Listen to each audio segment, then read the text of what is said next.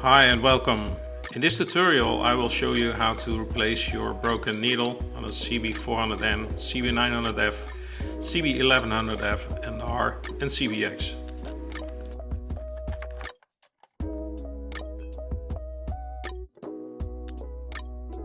And in this tutorial I will show you how to take the needle off.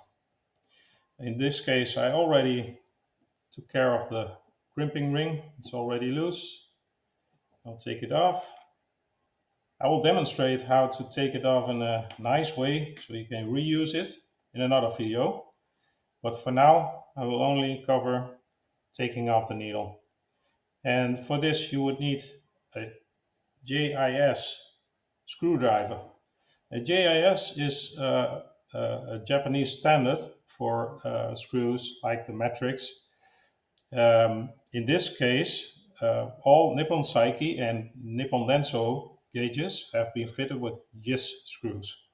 So be sure to take the right screwdrivers to dismantle it, otherwise you may strip the bolts. You don't want to do that. All right. On the back of this tachometer there are two screws. They need to come off.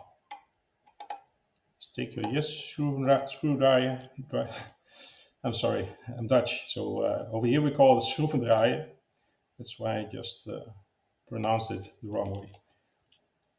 Take the two screws out and be extra careful. The last screw will drop the internals from the casing. So make sure to have your hand on the other side to cover it so it doesn't drop. Then slowly and maybe keep it a little bit level so it doesn't drop onto your hand. Take the second screw out. And now your internals are loose. You can see it's loose.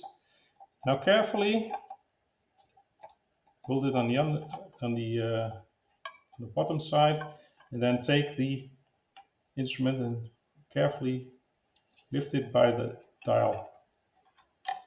All right. So now we have the internals and I'm going to explain a little bit about it. Most of you don't know how it works. It's quite simple actually. This round thing is a magnet and it's connected to a shaft that's connected to your Bowden cable.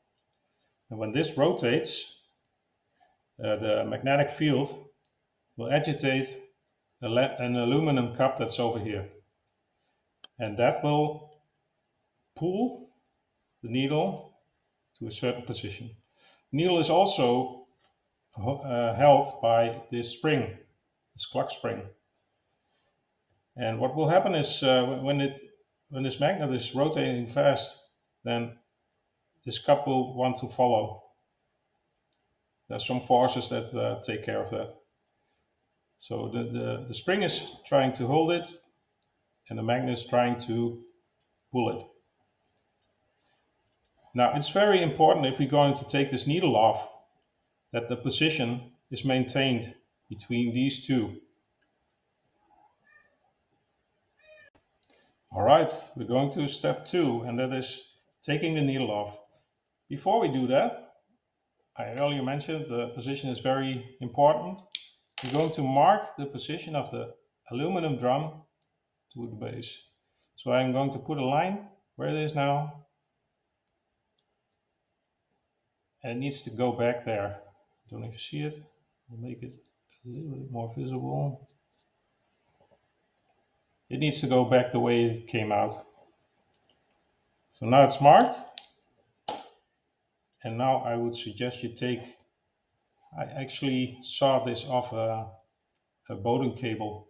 It's the connection that you make to your speedometer or tachometer. This is there to protect your threads from being damaged if you put it in a vise. I like to put it in a vise because you have your hands free to lever on the needle and don't damage anything. So you place it in a vise. Keep it in an upright position. It doesn't need be all the way tight. And for this purpose, I would suggest a zip bag. There's one in a package that when you buy a set of needles from me, there will be zip bag like this inside. And what we're going to do is place it over the needle and the faceplate. And why I do this is because I don't want to damage the face if I take the needle off. I have 2 teaspoons that I use to pull the needle off, and I will have some leverage on these 2 screws. But if I slip and I leave some marks on the faceplate, if this one wasn't in between, I would have a scratch. All right, so I will place this over, and also the needle will be in this position. That's the best way to take it off. All right, now take the needle in the position. This is a little bit fiddly, but you will get it. It took me some time to get it right, but it should take you no problem. And then the next thing is, it's a little bit fiddly because this one is round, and you will pull on this, the 2 bolts in there. I would take that as a leverage. Don't use the faceplate as a leverage because this is also very brittle. If you would pull on the faceplate, then it would take, it's already off. I didn't have to take much force on that. Normally it takes a lot more force.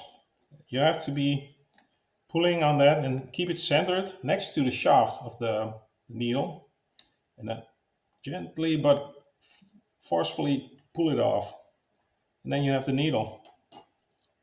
All right, then you're left with this, and actually this face is quite nice and quite clean. I get them a lot where they have been positioned wrong on the top, and then all the needle fluid will drain from the needle damper and it will foul the faceplate. A pro tip is to use some brake cleaner on a cloth, a soft cloth, and then gently dab it off. And then you will be left with a nice vintage faceplate that you can use again. All right. Now, in the earlier video, I showed you how to make this needle. And now we're going to put it on.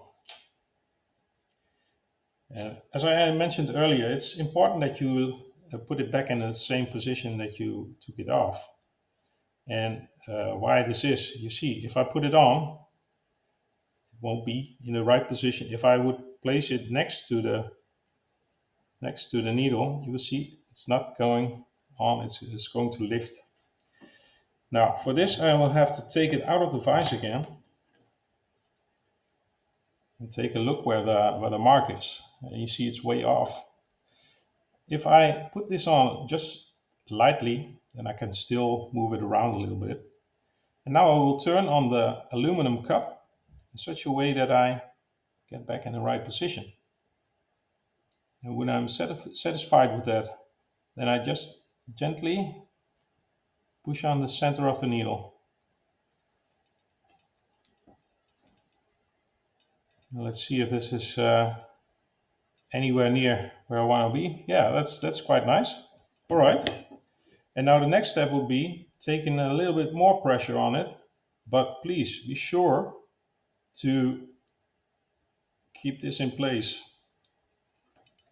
So put it back in the vise